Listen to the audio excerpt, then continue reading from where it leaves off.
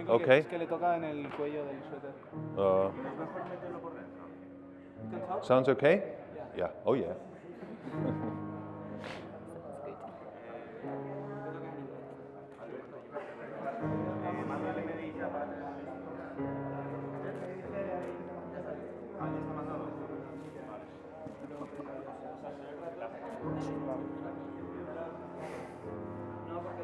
Yeah, otherwise they need to fix it during talking.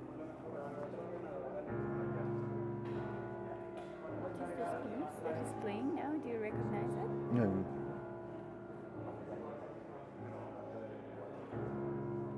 There are actually many possibilities what that could be.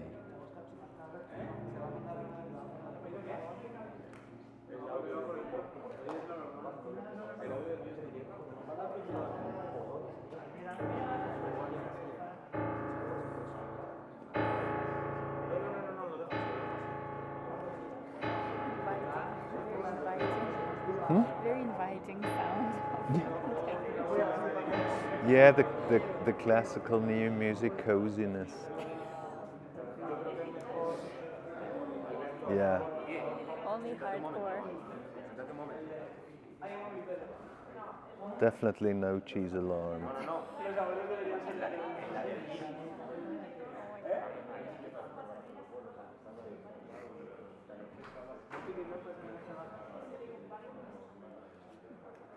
Looks good. Yeah. Yeah. Yeah.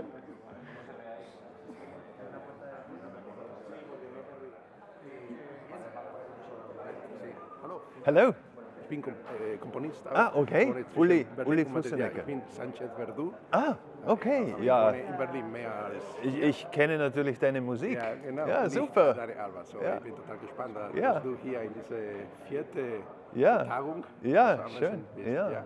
Unterrichtest du hier auch? Ja, ich habe die Professur seit 4 Jahren hier. Ah, okay. Bin Super. immer noch in Düsseldorf Ja, und in okay. Berlin wohne Ja. ich hauptsächlich. Ja. Aber, Super. wir haben das neue Team, wir haben alles verändert. Ja, das hier. ist super. Ja. Hat sich Nein, total verändert. ist auch ein tolles Programm hier, was ihr macht. Fantastisch. Machen wir Ja. viele Ja. Vorführungen, Ja, super. Oper, jedes Oper? Jahr, ja. Echt? Wow. Musiktheater, dieses Jahr mit einem Barockorchester. Wow. Also, ganz tolle Super. Und das schreiben dann, die Musik schreiben Studierende? Oder? Sache. Ja, die Super. studieren, die machen alles. Fantastisch. Ja, Ey, genau. cool. Ist nicht das erste Mal hier in Madrid. Nein, Mit ich Forum habe ich war ich oft, ja, für die Sotello-Oper. Ja, Maurizio. Und davor, aber ich war immer wieder hier, ja. Genau. Ja, Aber jetzt ja. ist schon lange her, oder? Ja, das ist sicher 7, 8 Jahre her, Hat sich glaube viel ich. verändert hier. Gibt es nicht so viele Konzerte ganz toll wie damals mit. Also früher war es ja wahnsinnig, mit Joel, genau. Joel. Ja, da war wirklich, wir waren oft hier, fast jedes Jahr. Ja, aber jetzt ist Aber das Gegenteil, ja, ja. seit diesem Bankencrash Ja, gibt es einfach kein Geld mehr. Es war ja auch in Valencia so, also da gab es ja ein gutes Ensemble und ich glaube, es gibt es auch nicht mehr. Nee, die machen Ja. nicht viel. Ja. Aber Gut. jetzt so eine Ausbildung ist ganz toll hier, Ja. ganz europäisch, aber die Umgebung hat sich ein bisschen Ja. ist nicht so toll. Ja. Wir kämpfen daran natürlich. Ich spreche ziemlich viel darüber. Ja, ja.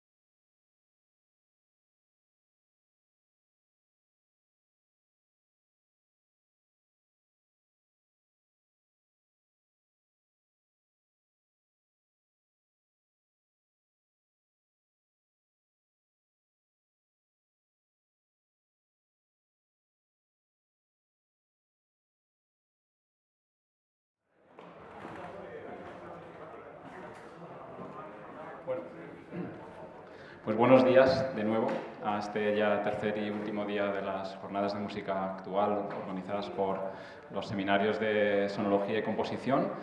Y tenemos con nosotros a Fussenegger, que bueno, lo voy a introducir muy brevemente, aunque también a lo largo de su ponencia pues vais a ver un poco también su perfil. Él es contrabajista de formación y bueno, ha tenido actividades tan aparentemente diferentes como unos inicios muy marcados por la música antigua, después también hace muchísimos años contrabajista del Clan Forum Wien, aparte de una enorme actividad como solista, tanto en el campo de la interpretación como de la improvisación y también de la composición, creación. Desde el punto de vista docente ha pasado por diversas instituciones, de las que destacan sobre todo su habitual presencia en los cursos de Darmstadt y actualmente desde hace varios años en la Escuela Superior de Música de Basilea, donde dirige el área de Open Creation con un máster que, si alguien tiene interés, probablemente os comentará también, que han iniciado desde hace unos pocos años, y al igual que el Sonic Space Basel. Y por lo demás, recalcar que luego a las 4, no sé muy bien el aula, pero lo podemos averiguar, va a hacer también una masterclass pensada en principio para instrumentistas de la clase de contrabajo y afines, pero por supuesto está abierta a todos los que queráis asistir. Aquí hasta las 4:30 no vamos a continuar, con lo cual hay media hora mínimo donde no coincide, que podéis ir abiertamente. Luego, si alguien tiene interés, nos informamos del aula. Así que, luego al final habrá preguntas, por si queréis preguntar. La ponencia va a ser en inglés. Si alguien se siente más cómodo preguntando en castellano puede hacerlo y le traduciremos. Y si alguien también de quienes estáis por streaming queréis preguntar, podéis formular las preguntas en el chat y las leemos. Nada más. Thank you very much, Uli, and thank you for coming. We are really pleased to have you here. Thank you. Okay.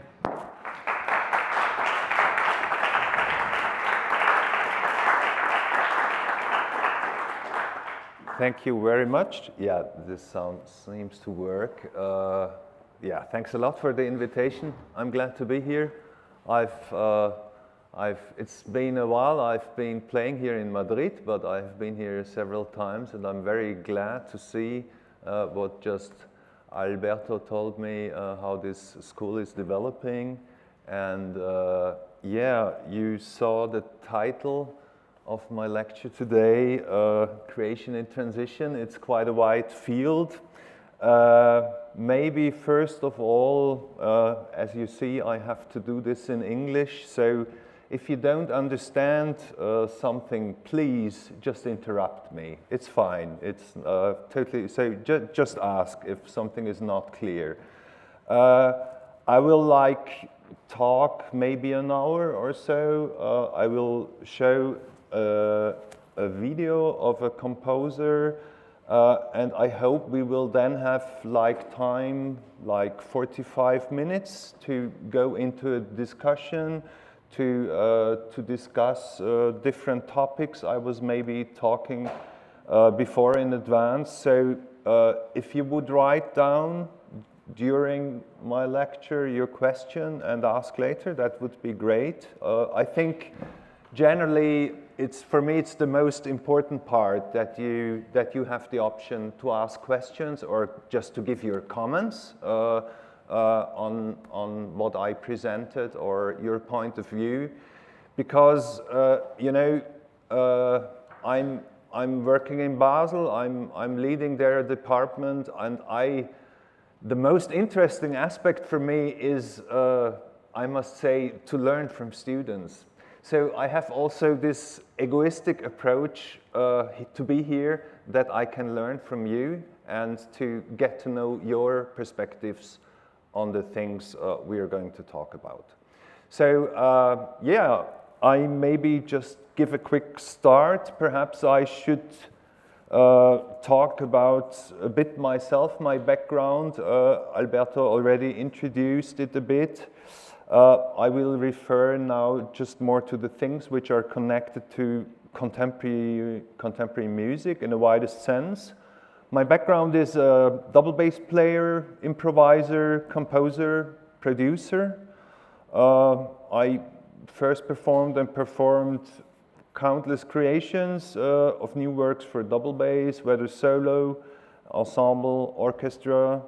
I started my career kind of in the mid-80s, so I'm on board since quite a while. I was running a CD label called Durian Records for 20 years, which covered the interfaces already then between composed music, electronic and improvised music. And I ran this for about 20 years. Today that's something quite normal. But in the 90s, it was quite a new thing to be in between the chairs.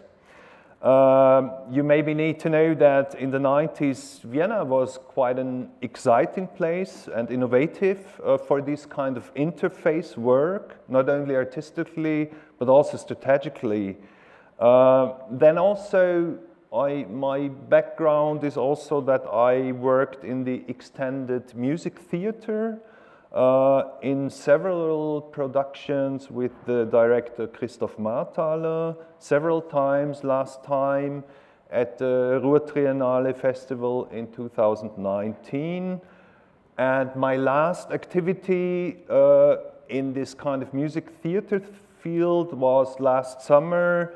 I did the musical direction of the new music theater of Georges Apergis, Die Erdfabrik. Since 2002, besides that, I have been coaching at various master classes, mainly focus new music, like in Darmstädter Ferienkurse, Impulse in Graz, and Lucerne Festival Academy. In 2018, I landed in Basel, where I'm now in charge of the entire area of new music at the Hochschule für Musik. This department is called Sonic Space Basel. That includes composition, contemporary performance, improvisation, open creation, the whole area of the Electronic Studio Basel, music theory, and mainly everything that takes place between all these courses of study. I will later refer a bit more to that. My job there is also to think up collaborations between the university and partners because, I believe that in a very practical and, let's say, market-like orientation of studies, it's very helpful for students. That means we collaborate with the Paul Sacher Foundation, with the Gare du Nord, with Basel Sinfonietta, also with the Darmstadt summer courses, with the Documenta Kassel, the Festival Música Strasbourg, and many more. Always doing projects where partly our students are involved, or we even go there, play there, and we collaborate in different kinds. Shortly to my background with Klangforum Wien, which was quite an important part of my life because I played in this ensemble like 30 years. I became their member in 1987 and left in 2018 because I moved to Basel. During these 30 years as a double bass player with Klangforum, I was responsible also about 20 years for the program there. Dramaturg, as it was later called. Most time I did their work alone. I was the only responsible, sometimes in small teams. You maybe have to know that Klangforum was and still is organized on a grassroots democratic basis.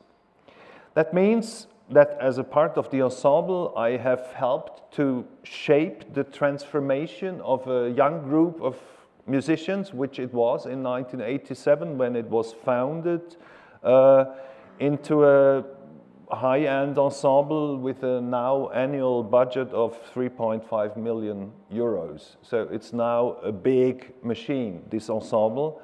And over these 30 years, it was kind of a transition going on. And this is, I think, a rather fitting metaphor for the transformation in the field of new music in these decades. the substantial change in the scenes, in institutions, in the self-image, and in the paradigms of contemporary music. I would maybe like to explain a little bit or describe the paradigm shifts from the perspective of a large ensemble. Even a very good ensemble like Klangforum Wien had those days to fight for its existence and its legitimacy in the 90s. The main issue was that there had to be new music in concert life at all. To illustrate that, when I came to Vienna in 1984, you could hardly hear any concerts of new music in that big city, in that famous music city. There were like 8 concerts a year in the whole city.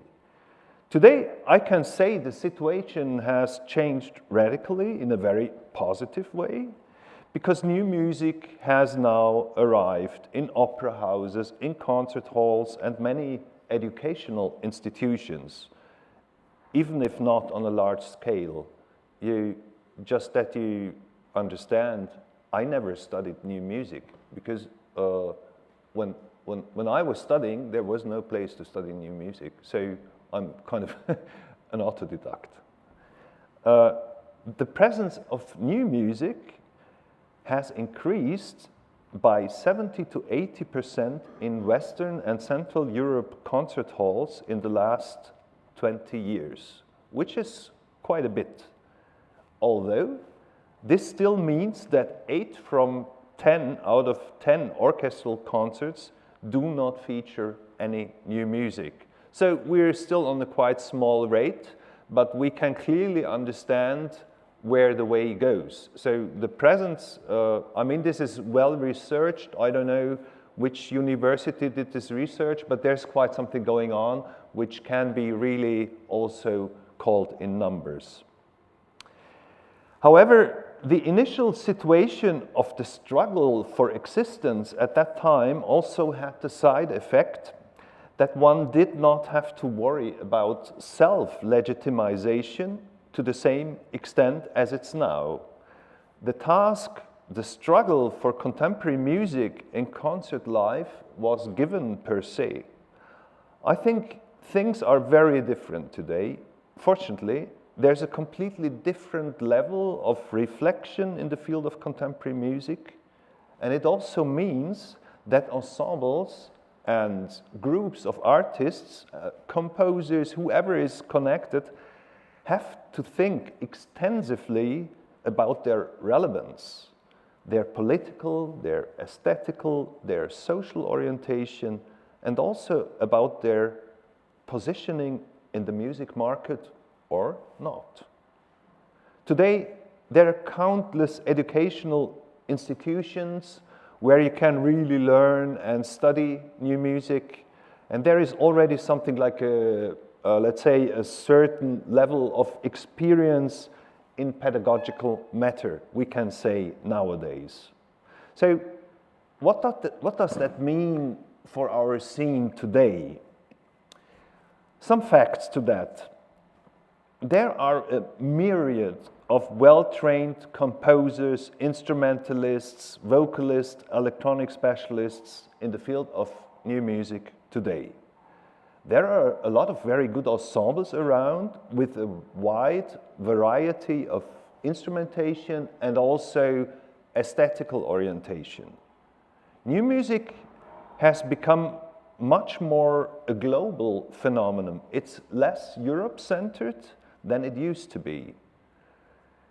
The former financial pillars and driving forces of the scene, which were for decades the public broadcasters, have largely withdrawn from the commitment to new music.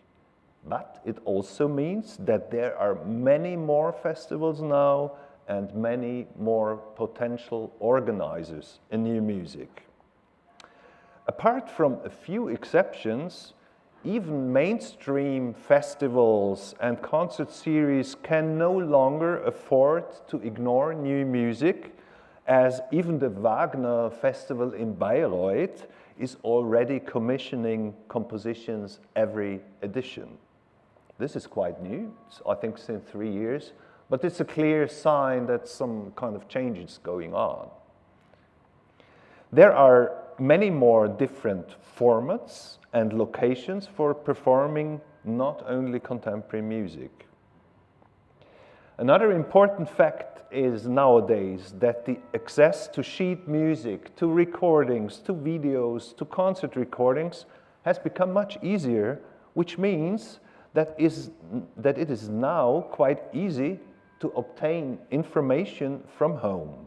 This, of course, is a huge advantage because in a world where new pieces are only played very often just once or a few times, documentation that is accessible online is not only an important tool for getting information, it's also a huge source of inspiration, I think, for all of us, be it for composers, for instrumentalists, for vocalists, for conductors, for organizers, for curators, for sponsors, and so on. This is quite a new situation because the previously very hermetic role models and the hierarchy of composers, performers, electronic artists, conductors, and curators have become somehow mixed and partially dissolved, which I experience as a very positive transition.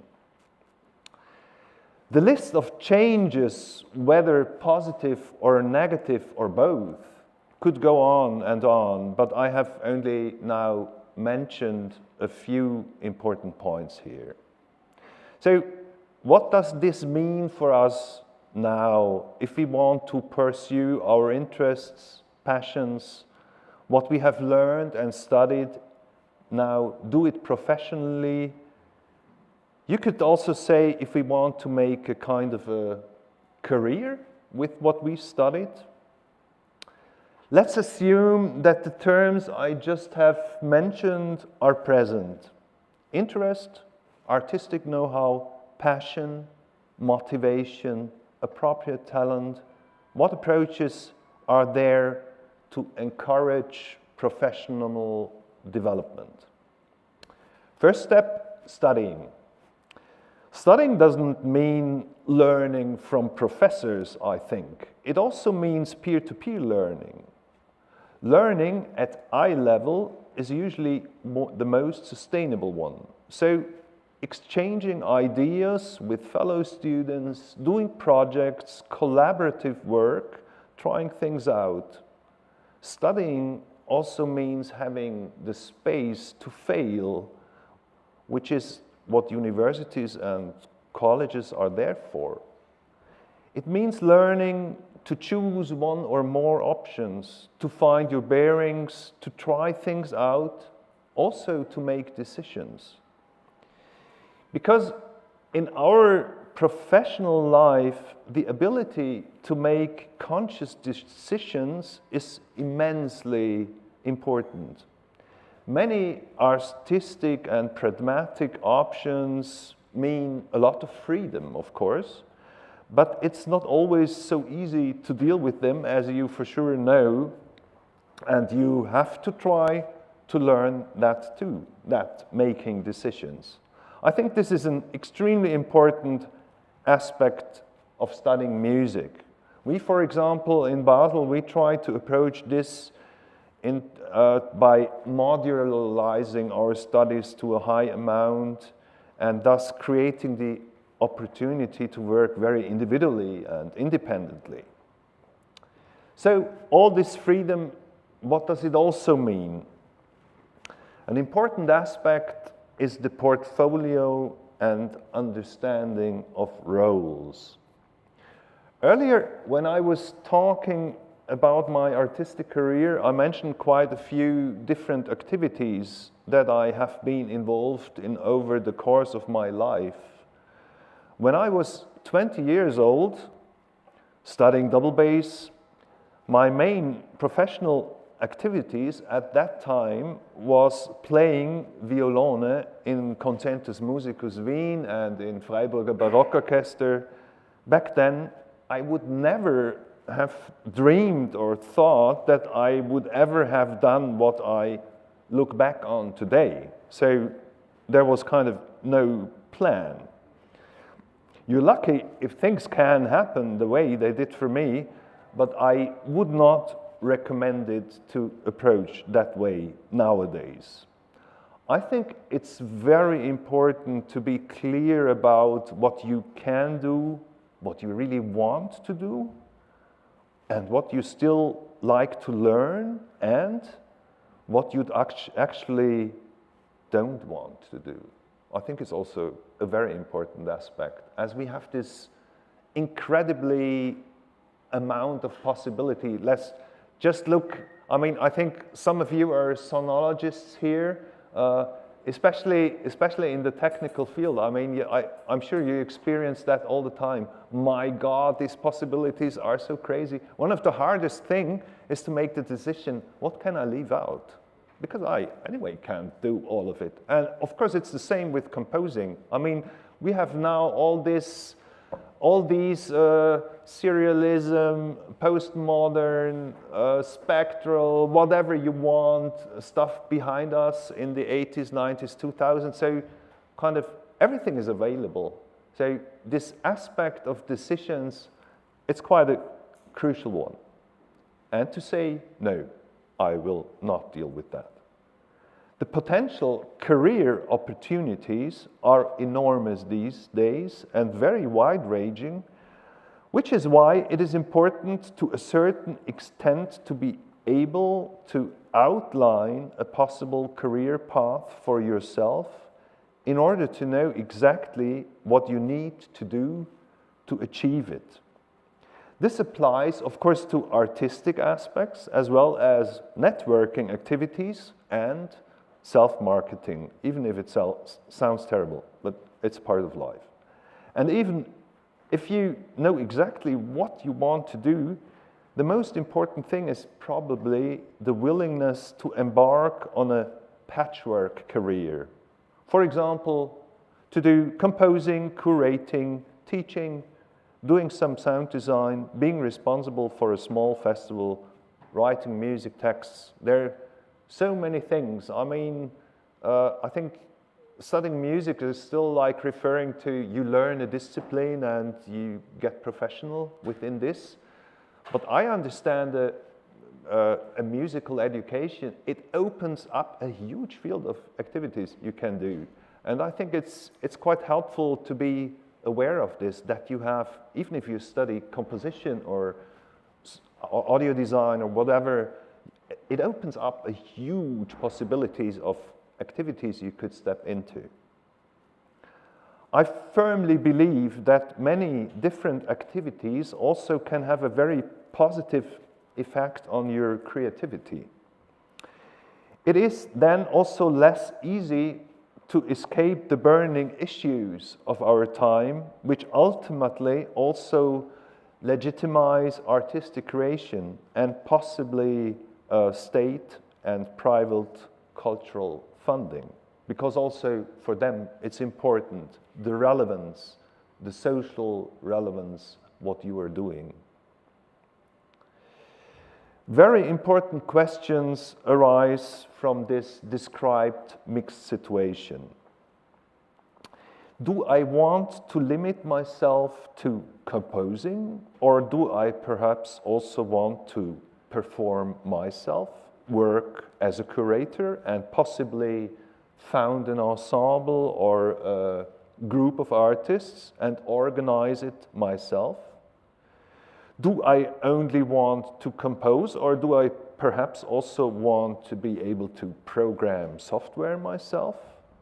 Would I perhaps like to form an ensemble or a group of composers with composers, performers, improvisers, in which the distributions of roles is dissolved? Do I maybe want to be active exclusively in the field of new music, or do I want to do projects which also maybe include music from the past centuries? Would I like to do work with visuals or be active in the theatrical field? Are multimedia formats relevant for me? And what can I do to be able to express myself artistically there as well? If just an example of questions which could pop up in terms of the idea of portfolio. If you manage to clarify these questions for yourself to some extent, you can start to expand your know-how in a targeted manner and or initiate corresponding collaborations with your colleagues.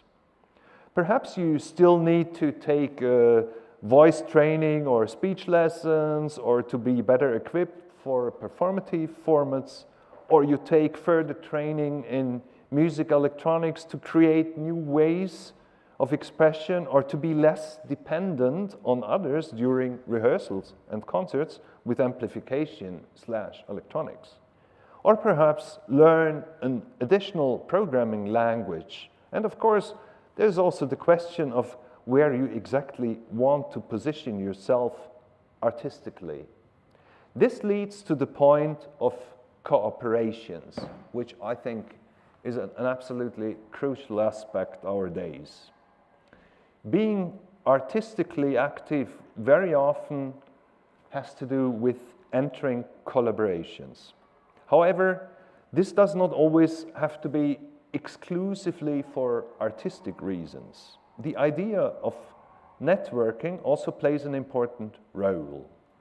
When you team up, for example, with colleagues from different countries, it also means that you have easier access not only to other artists with their relevant cultural backgrounds and know-how, but also to other organizers, to other promoters, to other markets. Because, it's still the case that the new music market in Scandinavia, for example, works differently than in Germany. In England, it works quite different from Switzerland. There are a lot of traditions in these countries that have remained despite all the globalization. So collaborations also help to broaden one's own perspective. A typical example of cooperation is the composer-performer combination. This has a very long tradition. It's hard to imagine John Cage without David Tudor or Brian Ferneyhough without the Arditi Quartet or Luciano Berio with Kathy Berberian. Composers such as Beat Furrer or Georges Apergis or Rebecca Saunders, they all have had and they still have groups of performers around them with whom they have worked closely for many years. That is a definitely great advantage for both sides. I think it is very important to note that you should always work with people from your own generation. That has a different power and also credibility. In today's world, where the concept of new music is so much broader, the key word here is transdisciplinarity. It is all the more important to engage in cooperation and collaborative working methods. And an extended concept of content always means also a much broader demand for know-how. This is sometimes difficult to achieve, of course, as an individual. If you expect a high degree of professionalism in the different segments and the know-how in all the sub-disciplines. So if you collaborate, it makes the approach quite easier to have kind of specialists from different fields than just that you have to be responsible for that whole thing. I mean, this has a very long tradition because opera is nothing else. You have a composer, you have a librettist, you have a staging person, you have a director, you have a conductor. So you have all these things. So when you're doing a transdisciplinary thing, for example, on video, it's quite demanding how many disciplines you need to fulfill. And of course, you expect from yourself a kind of a high level on different disciplines. There it very much helps once in a while to collaborate with somebody else. Next aspect I would like to talk about is projects. We had previously established that today we are dealing with a large number of specialists in new music, so that we can no longer really speak of specialists. Thanks to the many training opportunities at universities, there are also a lot of very good musicians who have founded a lot of new ensembles in the last 20 years. The option of founding an ensemble or an artist collective in order to be able to realize your own projects artistically, autonomously, has worked as a career kick-off for many artists. However, there are a few things to bear in mind. If you have an interesting ensemble or a collective at the start, you naturally have to come up with your projects. Nowadays, I think a series of premieres in a concert, even with very prominent composers, is usually not enough anymore to convince organizers of the necessity of a project. If you have to think about, if you have to think about configurations in terms of content, form, politics, sound, or performance technique that turn a performance project into a real project. Once you have done that, the next hurdles would be you have to be able to describe this project and present it orally and in terms of writing. That sounds somewhat banal, but it's not. Formulating and presenting a project proposal clearly requires a lot of writing and design skills, and it's simply a lot of work, but it's really worth it. Because once you've done it right, it's much easier to do it the second time around. I mean, I don't know how it's here in Spain or here in your school, but I can tell in Basel we're fighting very hard that students get skills in writing, describing their projects, kind of making a layout, learn to talk about also, not about simply pragmatic aspects of a project, but also learn to talk about their creations. I know it's very hard in this ephemeral world where music is around, because we often lack kind of terminology, but it is something which can improve, and I think the more you start to deal with it, I think the better you will feel with it. I started 2 years ago in our Open Creation program a project that is called Resonance Room. So we are doing a semester project presentation of pieces of the students, which are public, so there comes an audience, like around 30 to 50 people, like here. And people stay after the concert, and there is a moderated kind of talk about what we experienced together. And in the beginning, it was really hard because nobody was used to it. And of course, we are trying to make a kind of nice atmosphere, you know, that nobody feels pressure to talk on a specific level or to be too deep in it, just to learn to exchange experiences. It sounds so easy, but it's really not. And I think it has two aspects what we can get from it. One is that you kind of improve your talking skills about your work, but also it's a very good option to get the perspective of the others, how they experience your work, how they listen to a piece, which aspects could be interesting. I think you will do that maybe in your colloquia. You have that maybe among your students here, I imagine, in the composition class or sound engineering classes. But you know, when also an audience, a public audience stays, the terminology becomes completely different, and the approach becomes kind of less professional, which is quite helpful because we have to step out a bit of our kind of bubble, and this is sometimes quite helpful. That leads me to another quite important point. It's about visibility. When you plan a project of any kind today, documentation is always a part of the budgeting process, and this applies to both audio and video. Documentation is very helpful for personal learning. Then when you have reviewed, realized projects, you generate for yourself an additional perspective that enables you to gain further experience and viewpoints of the project through a change of perspective, which is very helpful for the learning curve. But it's not really the point I'm trying to make here.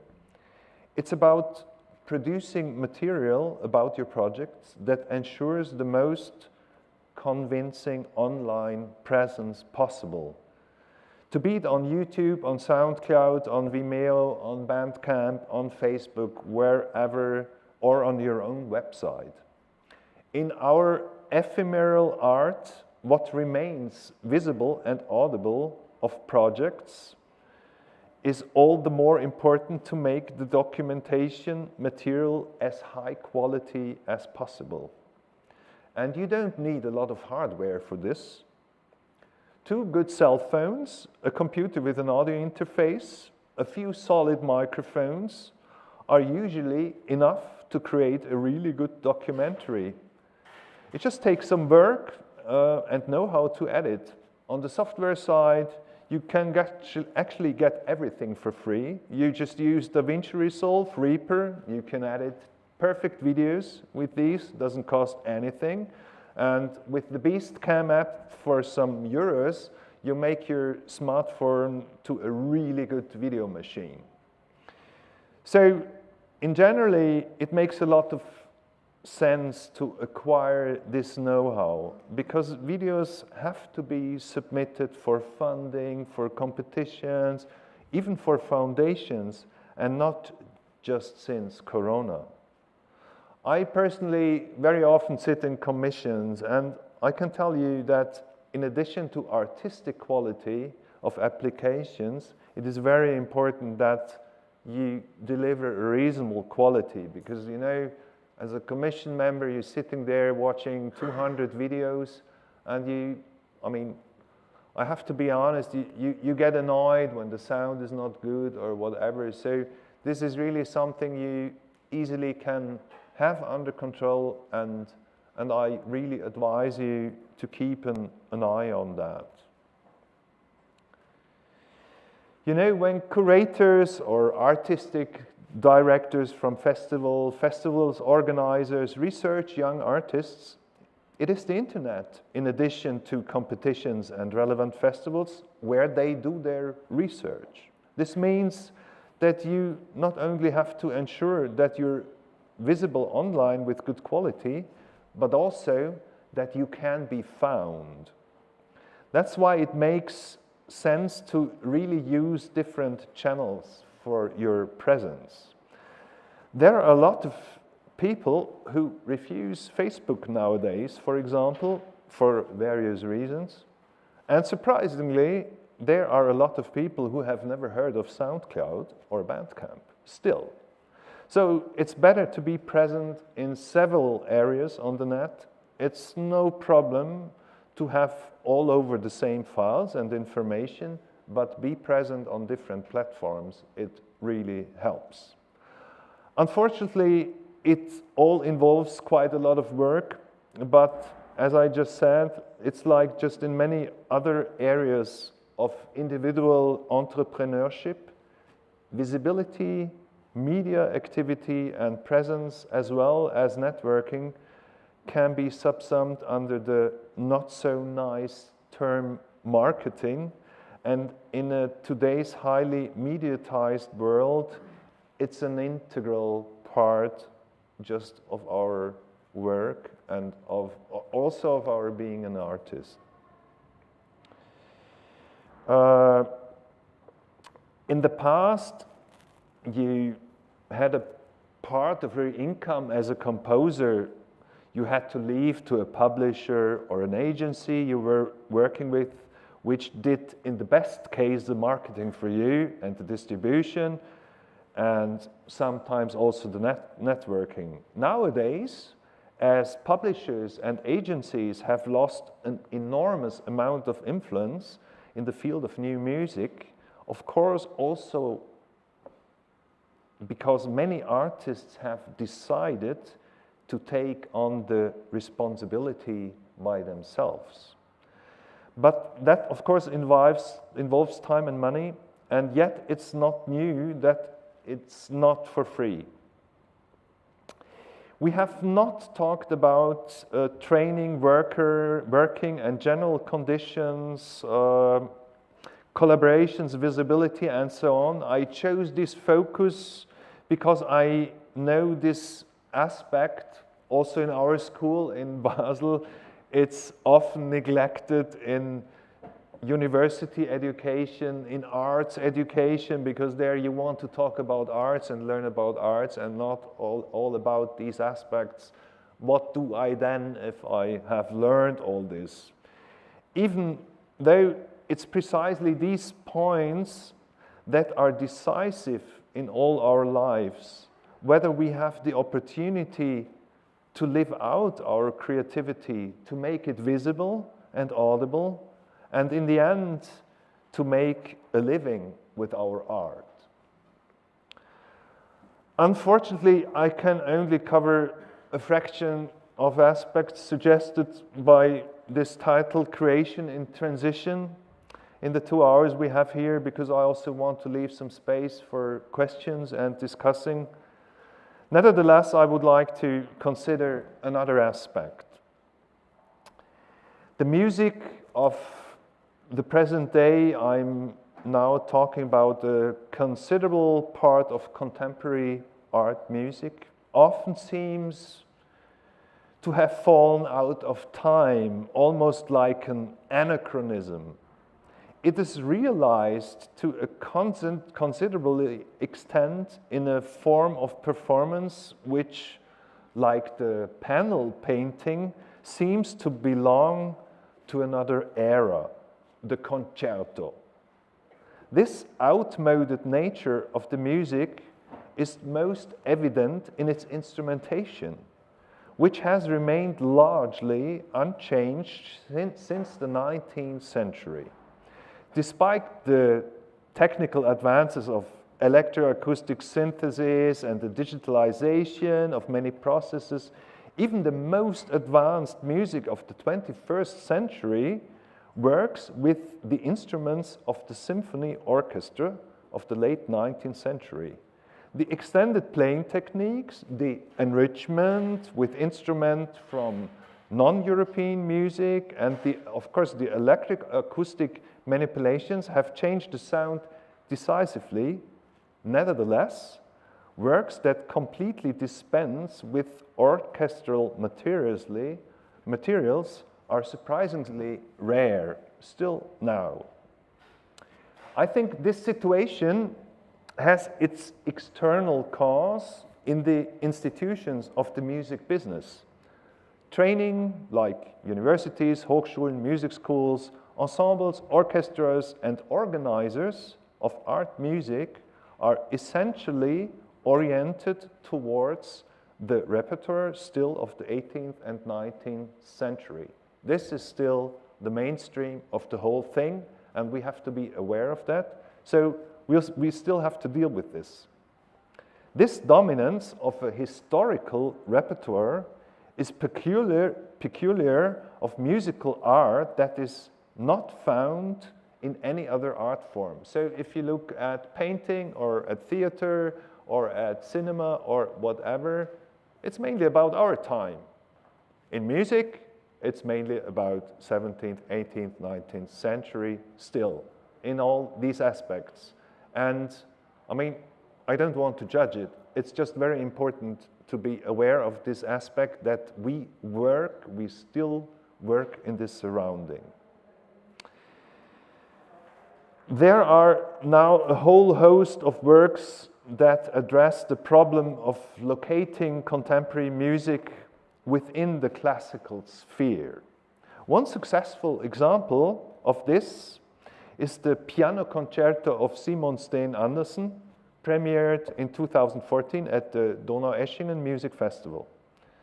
A work that goes one step further, as it no longer takes place in the concert hall, is the piece by one of our former composition students, Yannick Giger from Basel. This piece is called Blind Audition, and I will now quickly show this to you. Blind Audition, the veiled audition, focuses on the interplay between the eye and the ear. The visual isolation of the auditioners is intended to facilitate an objective assessment of sound performance. It is interesting to note that this acousmatic situation, so to speak, is visually extremely powerful and inevitably generates mental imagery. It is not for nothing that there is no acoustic equivalent to the term voyeurism. We don't have a term acoustically which refers to that. But before I tell you too much about this, let's watch and listen the piece of Yannick Giger together, Blind Audition. So if I may ask you to show this, I sit over here, that we can have it like this.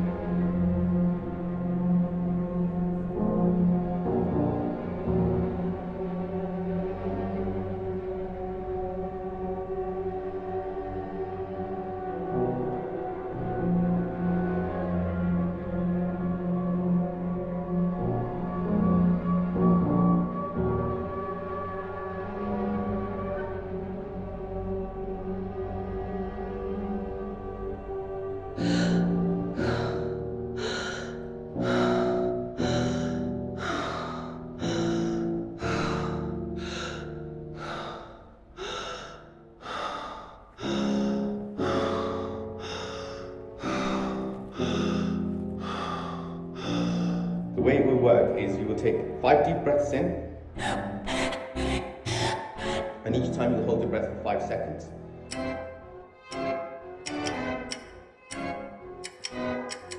On the 6th deep breath, you will take it in and you will do a big cough. And then you will then lay flat on your bed with a pillow in front of you, taking slightly deeper breaths for the next 10 minutes, because you've got to understand that the majority of your lung is on your back, not on your front. So by lying on your back, you're closing off more of the airways, the smaller airways. Breathe out.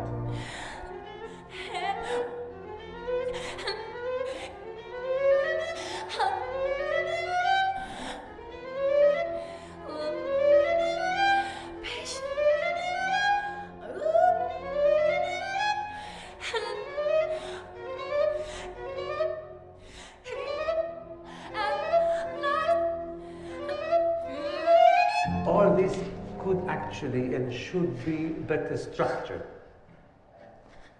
And I lose the feeling of where you are going.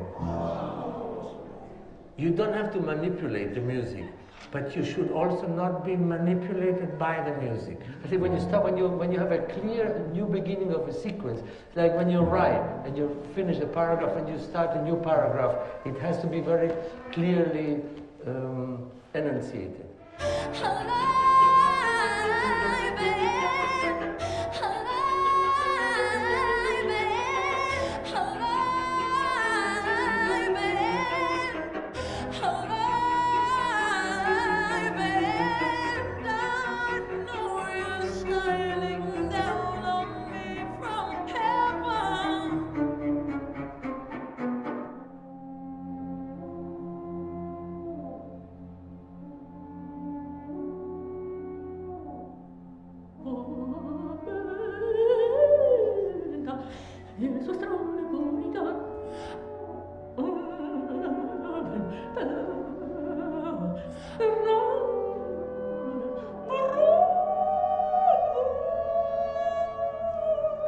Wissen Sie, Singen hat nicht nur mit dem Verstand zu tun, sondern ein bisschen auch mit dem Unterleib. Das ist was Erotisches.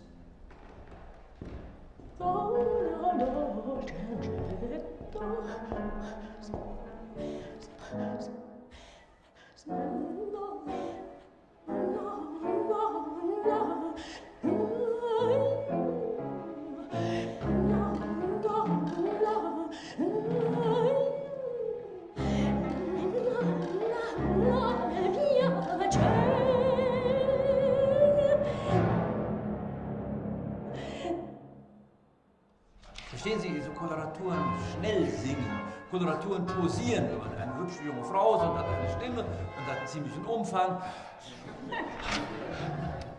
Ich frage mich dann oft, habe ich jetzt eigentlich die Koloratur gehört oder habe ich nur jemanden gehört, der ganz rasch von unten nach oben oder umgekehrt kommt?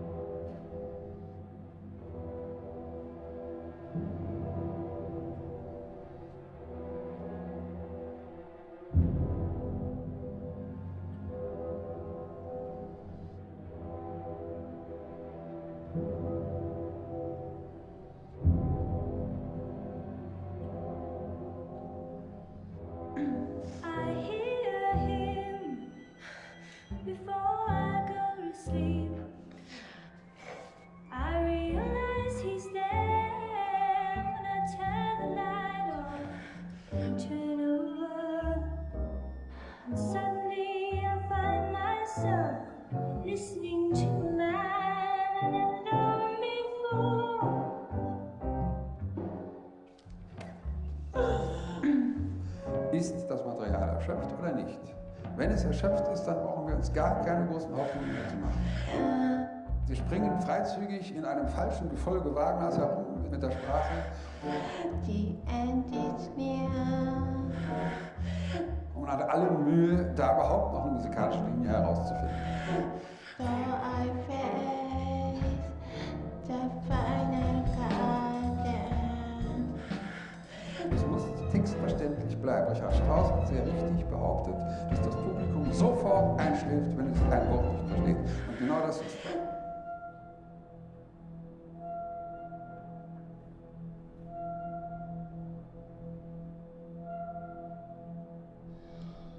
Wenn man den Zusammenhang innerhalb einer Zeile nicht mehr hat, lohnt sich die ganze Darbietung nicht mehr. Dann hat man die Musik nicht mehr.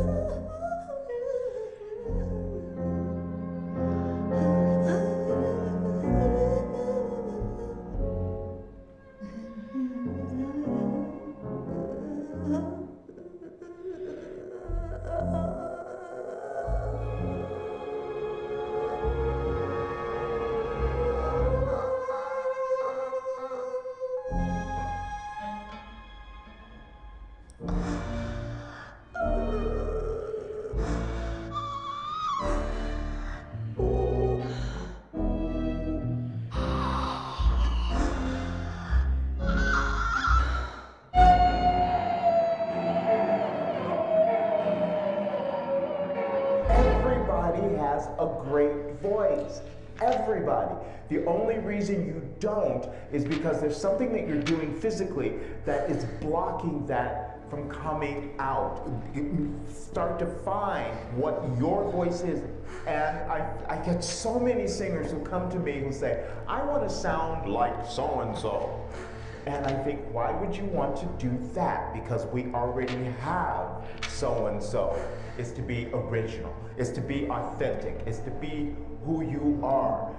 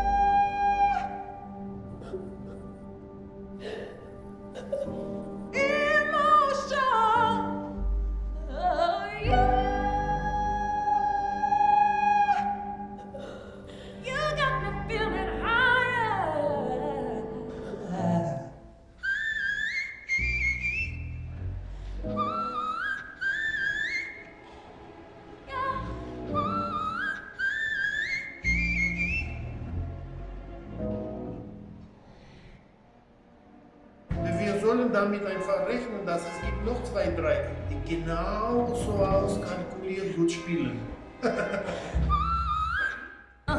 Es ist tot ernst. Die Leute hören hinter einem Vorhang, wissen nicht, ob es eine Junge ist, ein Mädchen, ob es alt ist oder Chinesin, groß, schwarz oder blond.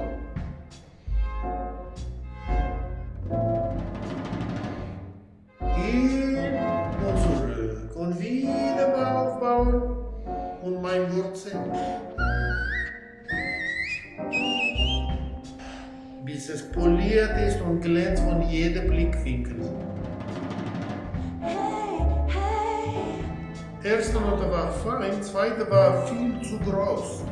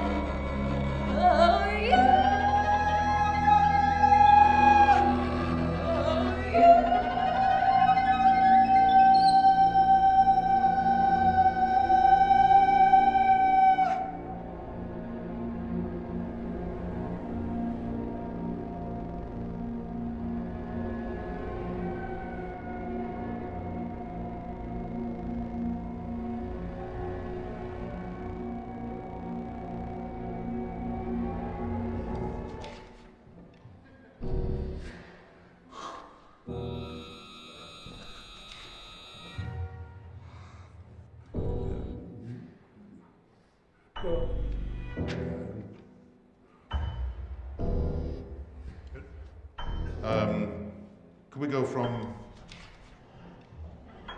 just do the last page. Feels like a dream.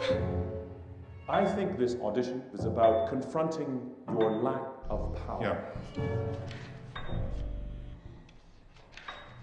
Okay, let's start again. When you touch me tenderly, intoxicated, flying high. Come not near our fairy queen, I'm giving the orders. Feels like a dream, feels like a dream. It's like you have real feelings, you just have no idea how to make them honest. Yeah. If I don't get what I want, I will be very upset.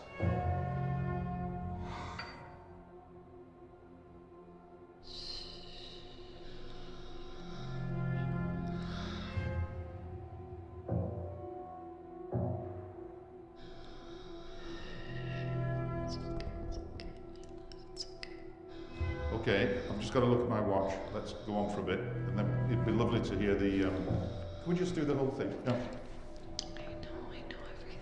You can keep going. Ich hab im Traum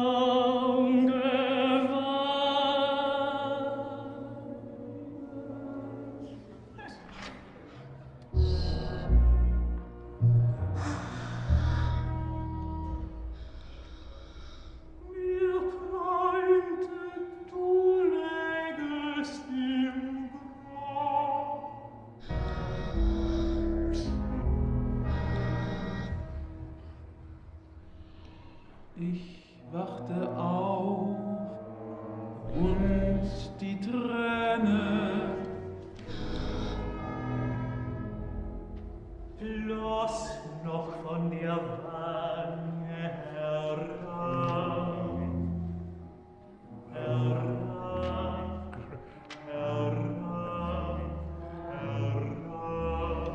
herab.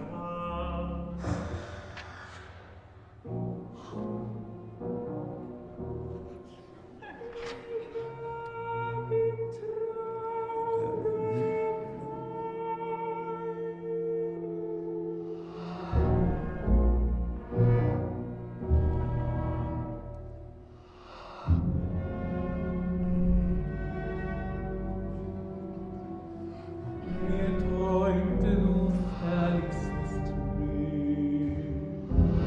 Ich wachte auf und ich weinte noch lange bitterlich.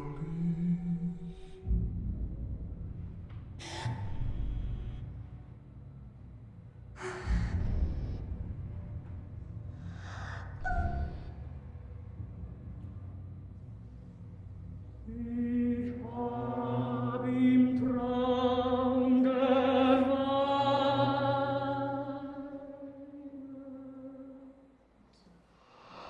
mir träumte, du wärst mir noch gut.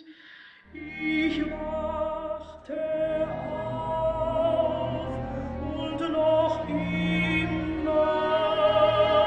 strömt meine Tränenflut.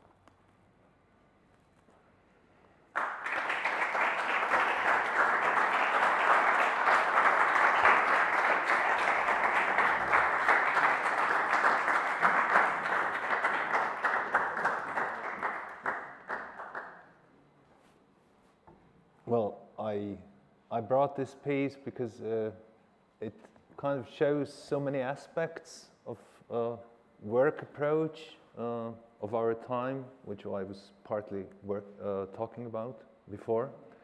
Yeah, it's a bit sad early in the morning, but yeah, nevertheless, I hope you enjoyed it. Okay, so I would now, we have now like 40 more minutes, and I would like to use this for, yeah, if you have some questions or comments or whatever, that we can just jump into a talk. So, I don't know.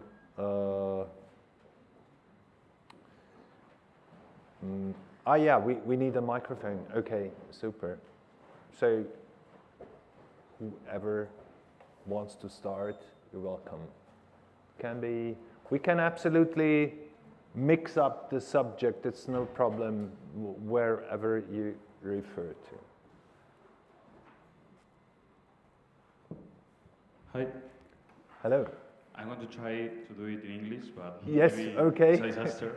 Yeah, Alberto, he offered if it's not fine for you, he could also translate. I'm going to try myself. Yeah, okay. Maybe it's a good idea.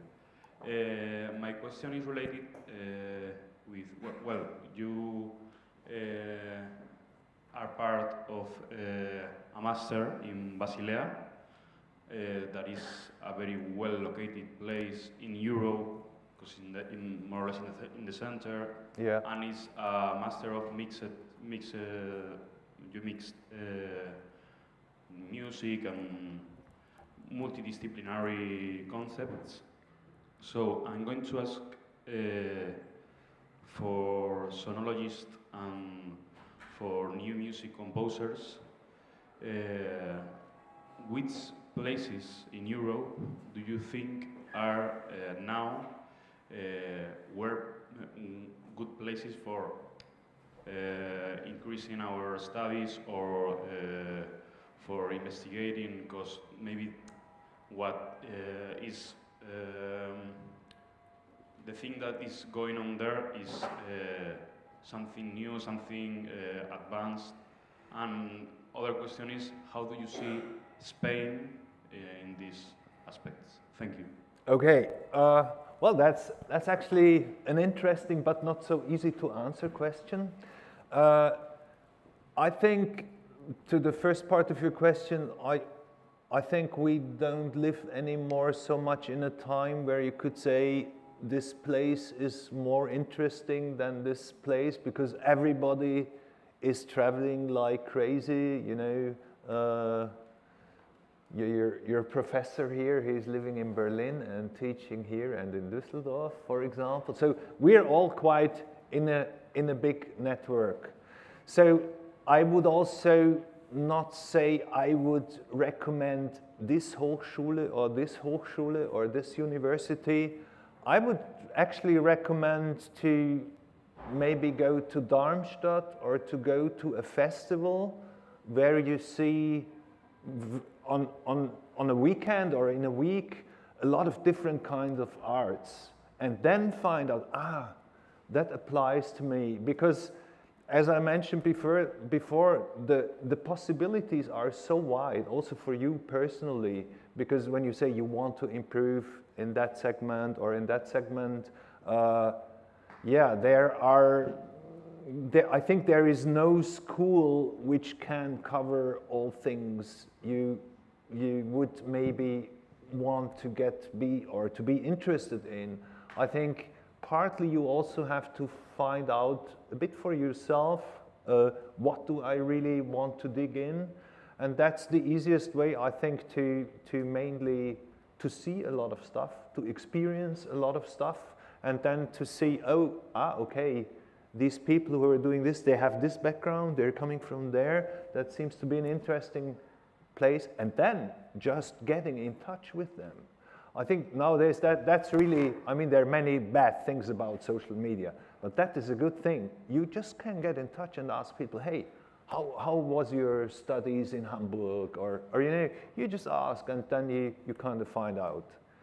That was the first part of your question. I hope it helps a bit. It's a bit global, but I would mainly also on the internet, you know, there are a lot of streamings now going on. If you dig into that and see, oh wow, that's where I want to focus, then you easily find out where to go on with your studies. Second part, Spain. Well, actually, in Basel we have extremely many students from Spain. So I feel a bit connected to this country. I also saw down there that Caveat Ensemble is playing, the saxophone ensemble here in the concert series here in April. So they're living in Basel. So I have the impression, what I see from our students, that the level is pretty high actually, because in Basel it's actually not so easy to get in. The level is quite good, and as we have so many Spanish students, it means that the education is obviously quite good here. That's one thing. The other thing, it's nice for the atmosphere in our school, because you know, Switzerland can be a bit boring once in a while, so it's sometimes quite good to have different people. I would not dare to judge about the Spanish music scene, I have to say, because I'm not here enough to say that. I have the impression that till 2005 or maybe 2010, more was going on in terms of new music on kind of festival and stuff level, just by the fact that I played here every year, and then it kind of faded out. I was also playing with an ensemble in Valencia. I don't remember, but I think they do not even exist anymore. So something happened. On the other hand, I can see, if I look here around, and your teachers were telling me what they're trying to build up here, that's the other side of the medal, because that did not exist like 20 years ago. So this is very positive. That, and I think education is always the ground for building up something relevant in the society. So what that concerns, I would be quite optimistic, actually, because, I mean, it does not make sense in wherever here in Madrid or somewhere else to create a festival and invite all international artists. What for? You need musicians and artists here, that you have a basis where this. Otherwise, where should there be the argument to do a festival like that? It's, I think we're really over this kind of to have this fancy international thing. It's also, in terms of sustainability, we will not be able to do this kind of festivals in 15 years. It will be forbidden by law, or it will be so expensive that you can't run festivals like this. So I think on the long-term perspective, this aspect of building a community in the city and the wide ground is absolutely the right way. So I think, so you guys are doing the right thing here, kind of. Yeah, sorry, that was a long answer. Yeah, please. So my question, with my question I want to further the conversation on a topic that you mentioned a couple of times here and there on your speech, which is about the when and the where does the new music and contemporary music, not just like new, ready, like new music, actual, like, yeah, mm-hmm. But like also music from composers from the second half of the 20th century forward, you know, composers like Ligeti or Penderecki, Donatoni, Xenakis, yeah. Okay. So like, and also, you know, the aesthetics of the musical scene, of the arts, of the musical art, still being kind of stuck in the 19th century. I think that at least here in Spain, I see that I can see that when I look at the big institutions like the Auditorio Nacional, because like new music gets played on like very small circles, like around, bubbles, you know? Bubbles, but like when I see a piece of like contemporary music on the Auditorio Nacional, you know, the center of the musical scene in Madrid. It's usually like put in between like two other more known pieces, like from Beethoven or this Mozart. Classical sandwich program. Yeah, yeah, basically. Yeah. And of course, that is done so that people go, you know, because I mean, this is something that Wade Matthews said once, that contemporary music fans and musicians is, if you do a Venn diagram, it's kind of like a circle. And so you also mentioned museums, how museums, art museums, usually are like separated into like different eras. You have, for example, here in Madrid, you have the Reina Sofía, the Museo del Prado, and the Thyssen, and you can expect pieces of art from different eras from each of one of those museums. You know, you probably, if you want to see something more contemporary, you go to the Thyssen or wherever. But like with music, I don't feel like that happens. Like there is not really like a big place for contemporary music. It gets, you know, it gets programmed sometimes alongside the classical and the traditional stuff, romanticism in the Auditorio Nacional, which is the only like big place. Or, also the Teatro Real, but like. Well, it's a complicated question, but I think it's kind of still like, of course, like you described, but I must say it pretty much changed. So you have, meanwhile, most opera houses do within 3-4 years a contemporary opera. That was not like that 20 years ago. So, of course, the steps are, how is it moving, are maybe slow, but it is kind of moving.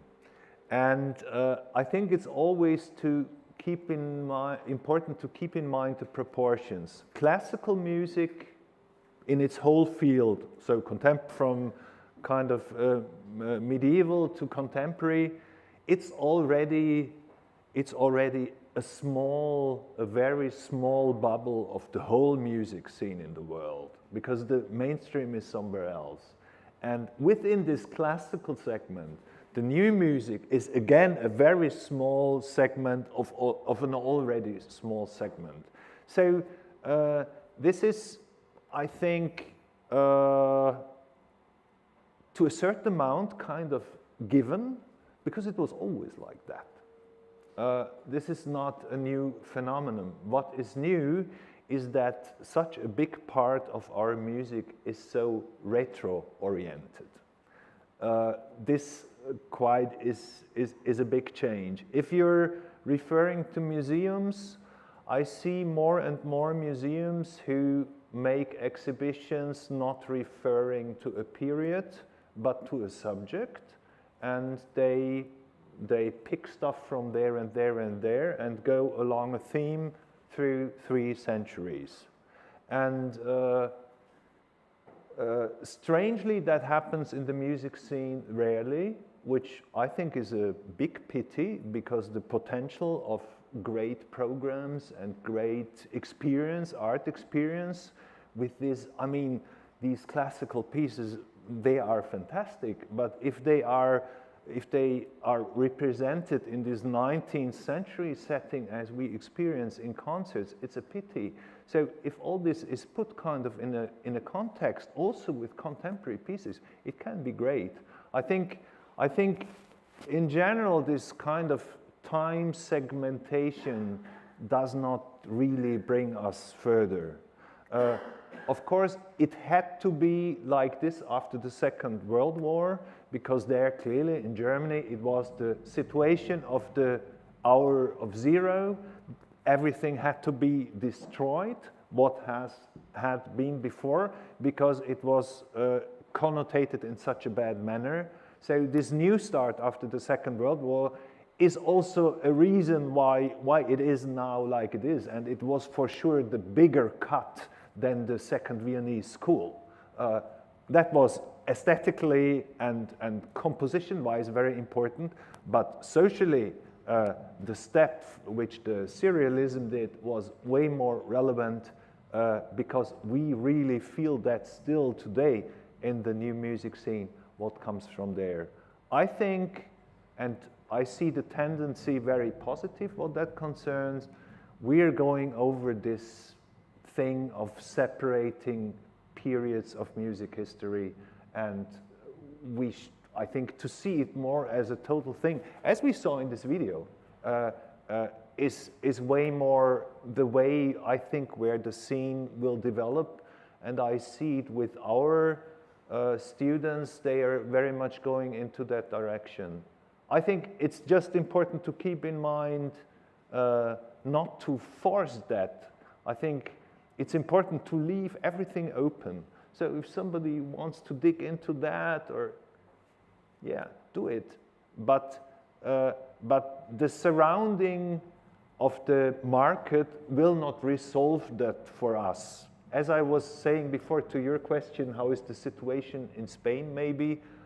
I think it's us who is doing it. It's us who is having the responsibility. Also myself leading this department in Basel, it's us to make a statement, and it's also us to say, yeah, we want to have that in a different way. So we have to try to put our education towards that direction, because yeah, you are the players of tomorrow.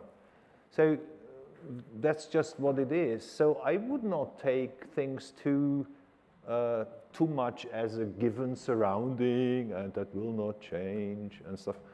I'm quite positive what that concerns, I must say, because well, I'm now already quite experienced, but when I see how much things happened since the early 90s, it's incredible. So why not to go on? Hi, I would like to thank you for telling us about your whole long experience in this field. I would like to ask two questions. The first one kind of regarding what Mate said earlier, that I think that even though there's been a lot of development and more funding for contemporary music, for contemporary art, and sound art, for example, I feel, for example, here in Spain, even though I feel like there's more people creating sound art and being like super modern and doing really new things, I also feel like here there's a lot of conservative, compositional, especially way of creating music. Also regarding to what my mate said earlier, how do you feel about this in your experience at Switzerland?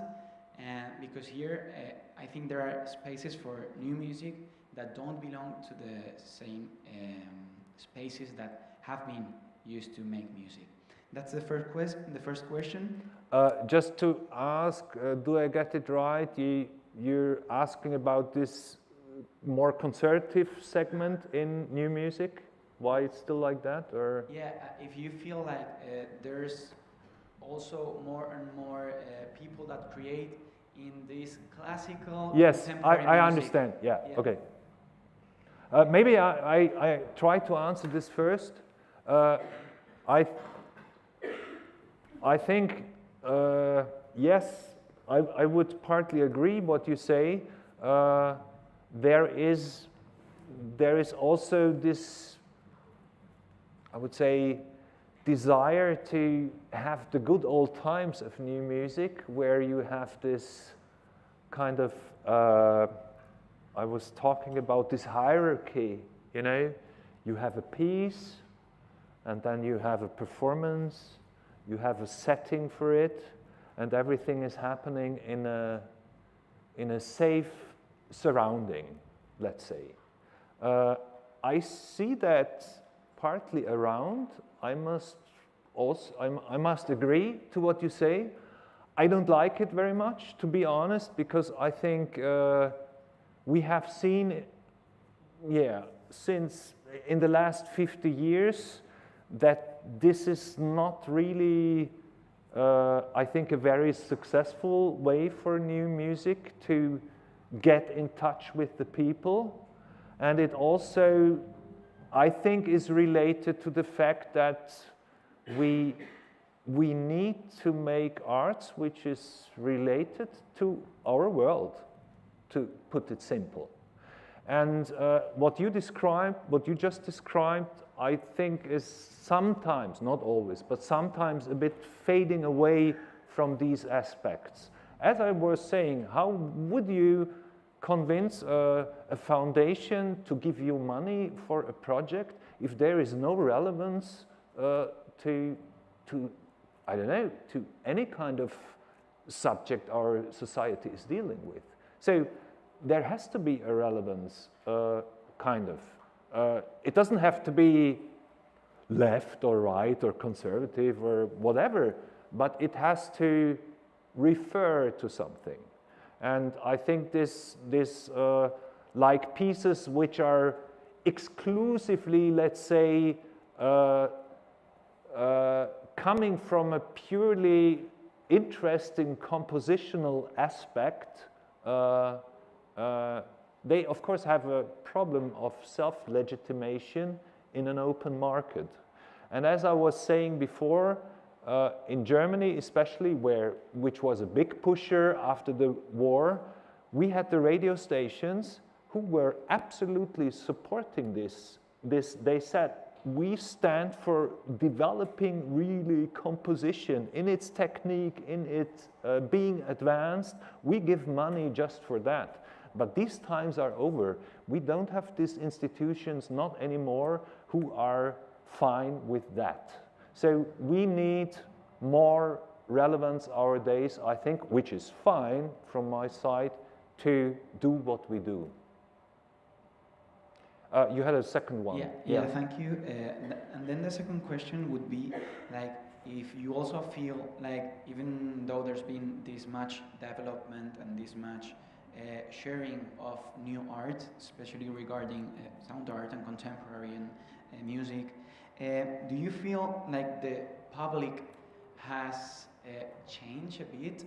Do you feel like there's more public going and interested in the art that we're making now, more than in the 90s and in the early 2000s?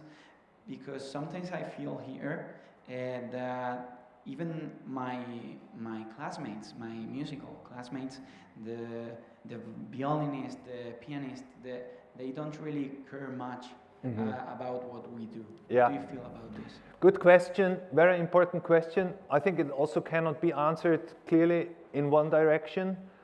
I think the one aspect I would absolutely answer yes. There is more interest. I mean, there were, for example, this festival Wien Modern, which was founded in the 90s, or take Donaueschingen. I mean, it's now going on for 4 days in the middle of nowhere, and 10,000 people are there. Was impossible 20 years ago. Really, it really changed. There are pretty some places where things change. Also, that you would do a concert with new music in Elbphilharmonie in Hamburg, and the house is full and sold out. I mean, that was not possible 20 years ago. That's the one thing. The other thing which you are describing, I also see this tendency that as so many things are available on the internet, and a lot of things are streamed and stuff, and you can consume it kind of later, people partly go less to concerts.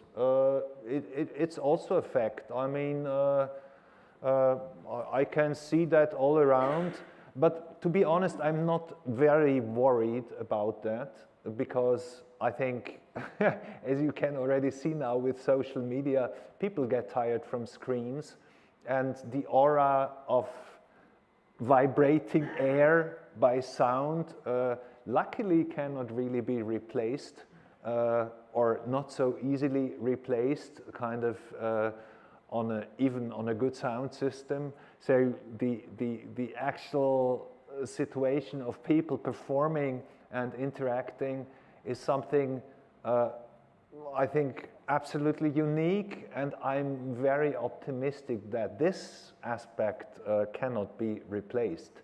So in terms of that, I'm not too pessimistic. But as you said, I mean, I see this also among students, like from the very classical department, that there is that there's often not much connection, maybe, to what we do.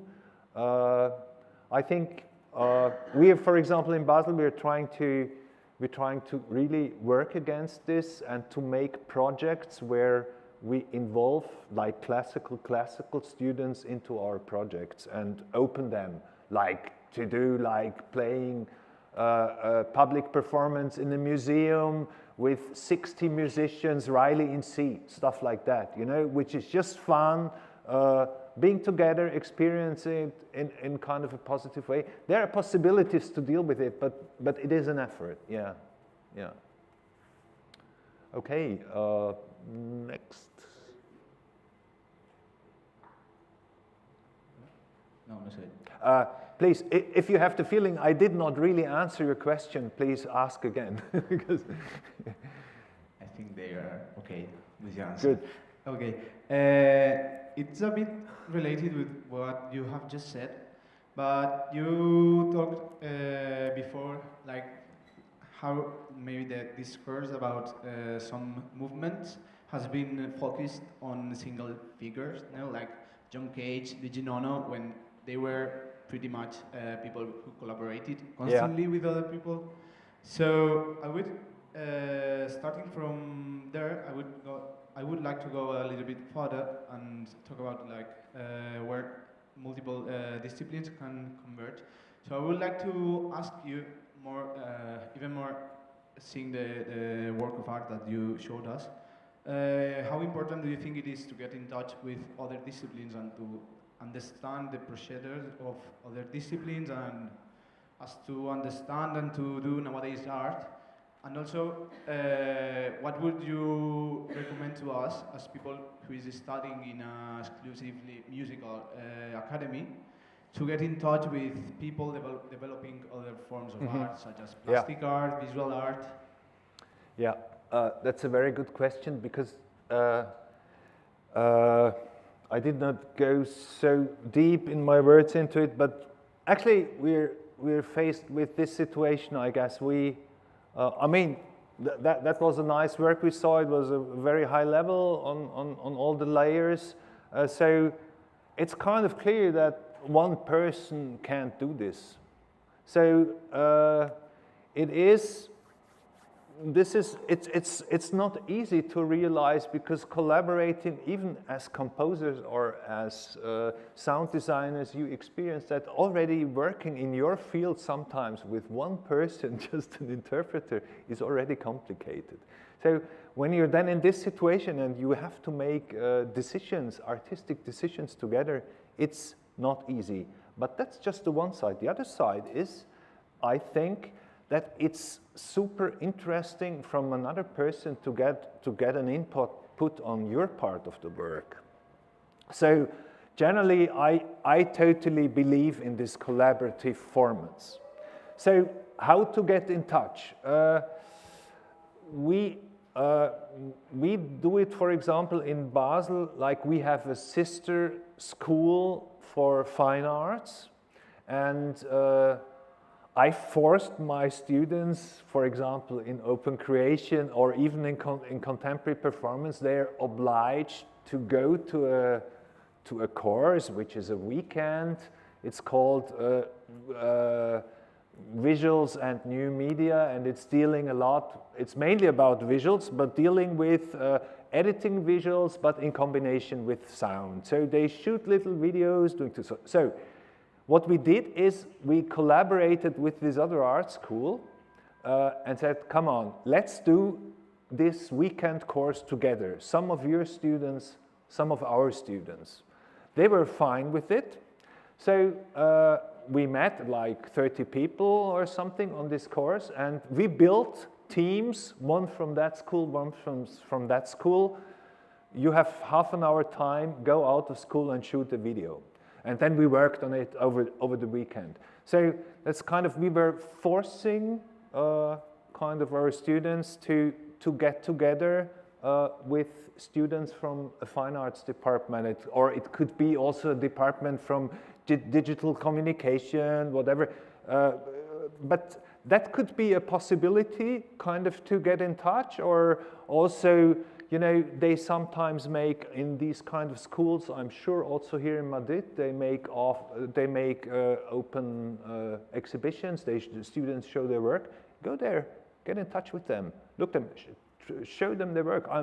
I found out they in the fine arts schools, they have exactly the same problem as we do. They want higher level of audio design, of sound design. You know, a lot of visual arts happens now with a quite high layer of sound. So you have to be aware they have the same demand as we have from the other side. So I would absolutely recommend to go into that direction. And again, peer-to-peer is always the best, I guess.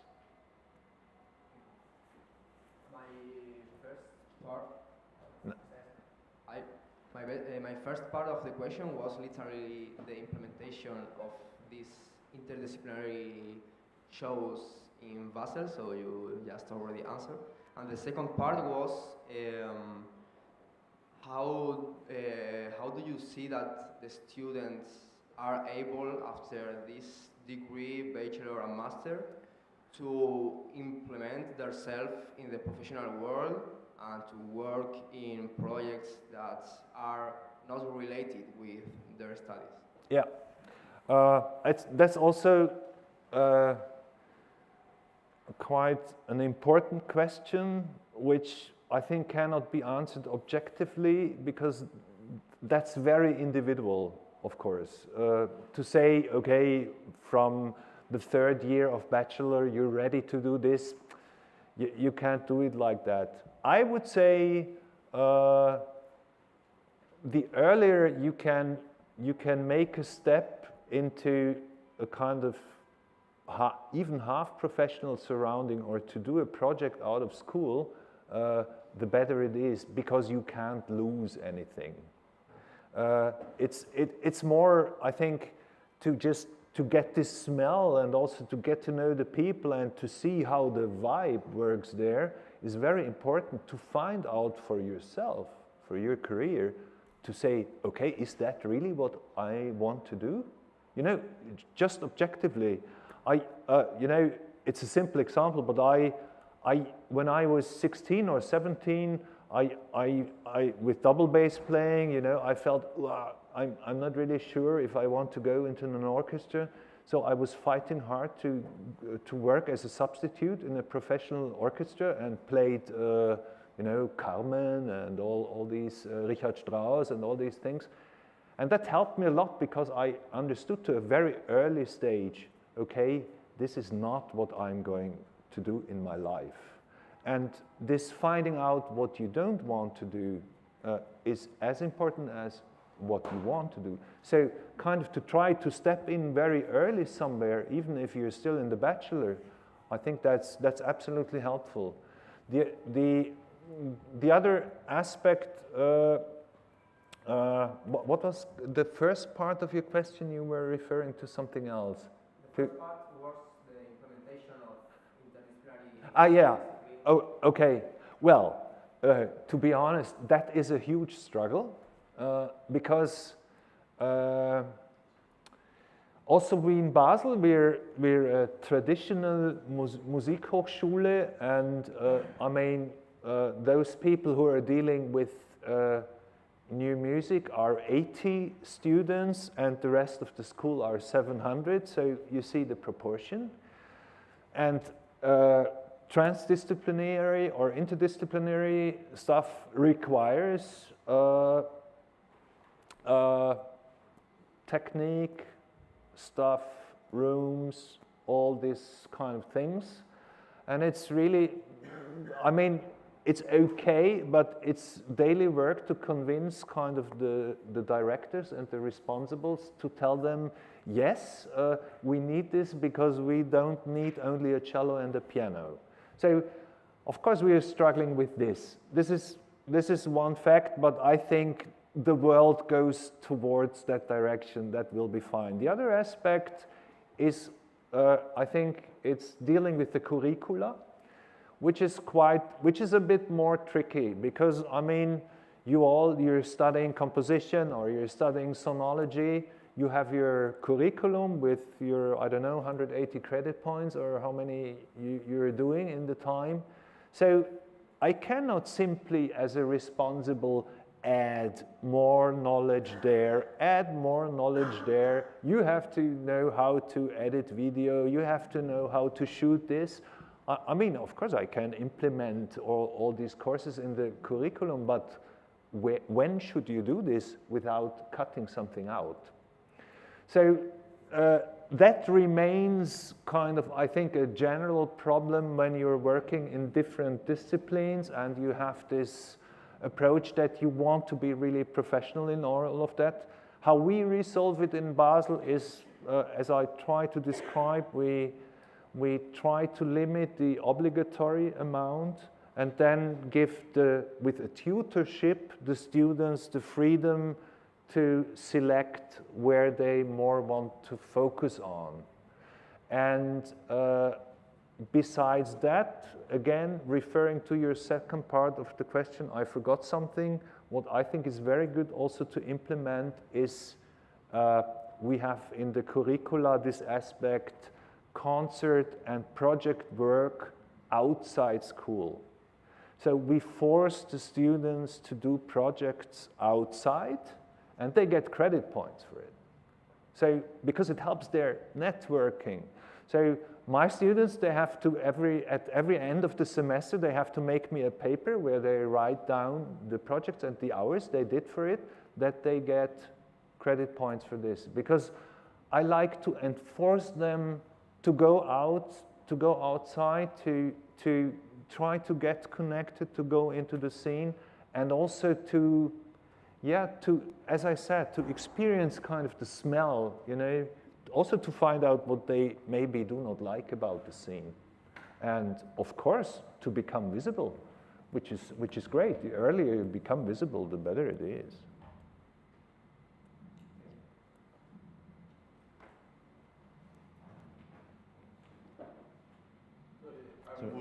Okay. Okay. Yes, I have a question. First of all, I'd like to thank you a lot for your presentation. I think it was very interesting in so many layers.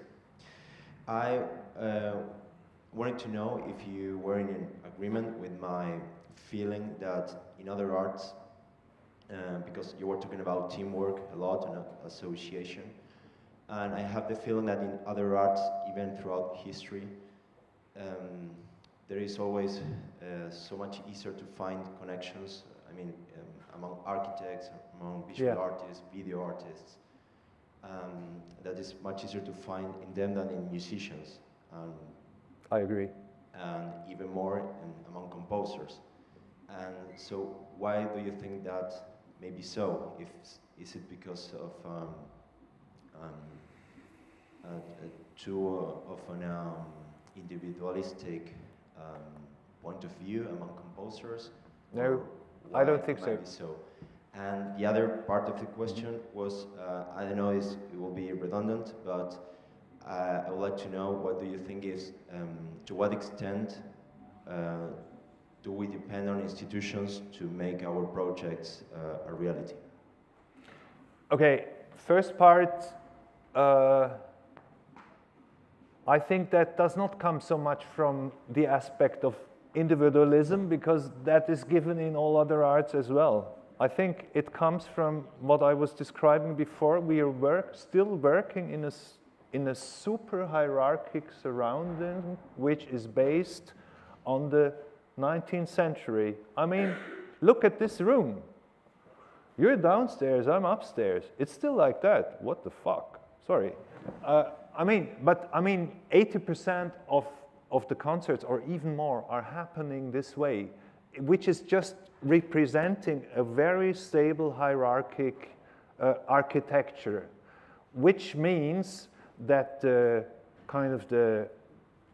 concurrency among the players is extremely hard because it's super selective in a not very positive way. I think this can also be something productive, you know, but as this comes really from another time and is not very much related kind of how we live today and how we deal with each other, and as I imagine as you're dealing with your professors, I mean, that is so much away from this kind of traditional approach. But even in, I mean, I'm sure you also know music universities where you have this master principle still going on.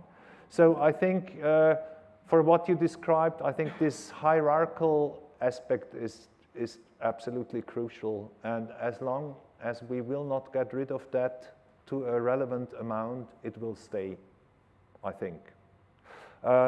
Your second question, I did not get 100% to the point. Could you repeat it? Yes, I will. Okay. I'd like to know what do you think, to what extent do we depend on institutions to make our projects happen? Do we always need the funding of public institutions or public foundations to make our projects a reality? Well, I think that is actually really different depending on the country where you live. For example, in Austria, in Germany, you really have relevant state support still. So you can ask for a project and the state or the city or whoever will help you.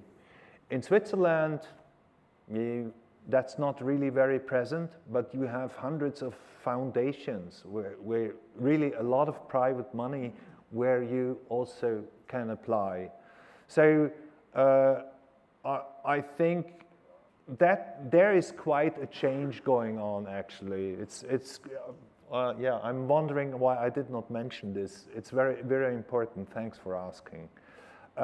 Meanwhile, festivals are also prominent festivals are working in a way that if an ensemble like Ensemble Modern comes or Jennifer Walsh is doing her project, you will never be paid fully financed when you come there with your project, but you have to bring a part of your fee by yourself with any kind of background. Or you, let's say, or you pay a part of the commission for the composer, which was the other days the other way. I mean, of course, there are 4 or 5 festivals in Europe, like Salzburger Festspiele, Lucerne Festival, maybe Wiener Festwochen. There are some slots where you get fully financed projects by the festival or by the institution. In most of the cases, you will need to bring a part of the amount what your project costs. You have to organize yourself. It is just the reality now. I must say I do not like this very much because it makes all projects which happen on a longer term basis very complicated. Like you found a community of artists and say, we want to go on together for 5 years. So you need kind of some general support. You need an office, you need a provider, you need some computers, you maybe need a person who works for you, do that and that and that. And for that kind of this infrastructure support, nowadays it's extremely hard to find money. And this makes some kind of projects quite hard, you know. And I see that in Switzerland, this is really the dark side of this structure. Everybody is struggling with, they have no infrastructure, you know. So that means marketing, web presence, all this kind of stuff, it happens on a quite bad layer because they don't find money for it. The foundations, they only want to support projects where they become visible, because it's easier to become visible with a project which is shown somewhere than to support a collective with the rent for the office. It's not very spectacular, of course, for the foundation. So this is kind of a problem. But in general, I would say, yes, the reality is part of the project, whatever it will be, you will organize, you need to find some money for it. That's why I always also was talking about this aspect of documentation, and also documentation, I did not say this, but also trying to make some making of when you're running a project, kind of make a documentation how it gets there. It's really extremely helpful.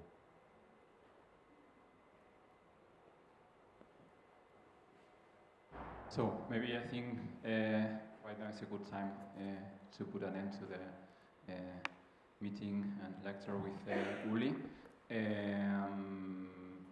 Me gustaría, aunque lo hizo Amparo el primer día, volver a agradecer la colaboración de la Embajada de Austria y el Foro Cultural de Austria, que ha hecho posible traer a Uli Fussenegger aquí. A las 4, como decía antes, será el encuentro más orientado a instrumentistas, es en el aula 112, y a las 4:30 seguiremos aquí a las 12:30 horas seguimos con Fran Cabeza de Vaca, después a las 4:30 con Melissa Cano. Thank you very much, Uli, for this inspiring lecture. And Thank you for the invitation. Yeah, well, it's a pleasure to be here. Thank you.